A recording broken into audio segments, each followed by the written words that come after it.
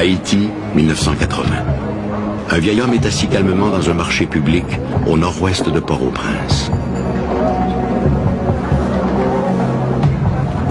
Il observe à distance une femme qui s'affaire entre les étals. C'est elle, il en est persuadé. Angelina Narcisse n'a pas entendu le vieil homme s'approcher. Elle se retourne. L'homme est là qui la dévisage avec insistance.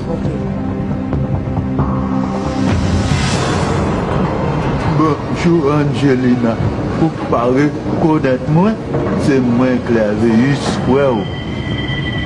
Le nez, la bouche, les yeux. Cet homme lui rappelle son frère, Clervius. Mais il ne peut s'agir que d'un imposteur.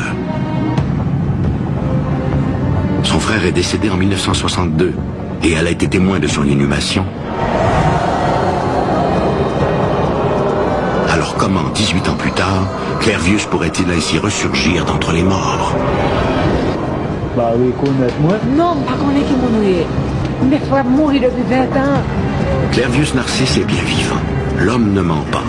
Clervius Narcisse est simplement un zombie, un mort vivant.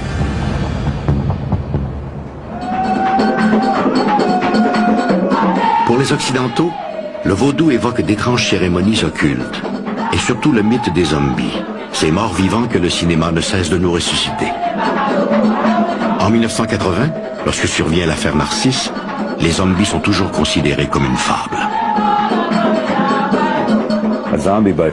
La définition folklorique d'un zombie est un mort-vivant.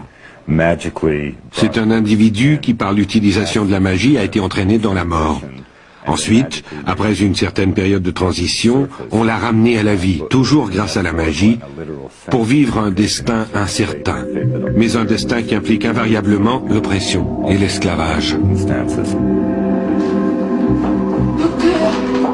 Lorsqu'Angelina Narcisse conduit son frère retrouvé au centre de psychiatrie et de neurologie de Port-au-Prince, le directeur de la clinique, le docteur Lamarck Douillon, est loin de s'imaginer que ce soi-disant zombie va bouleverser le monde de l'ethnopharmacologie.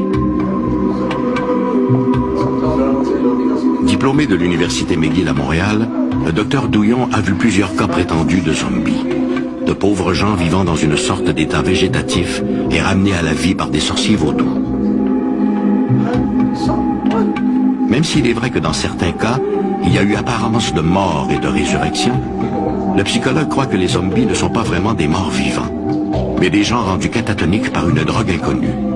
Selon lui, ils ne relèvent donc pas de la magie, mais de la médecine.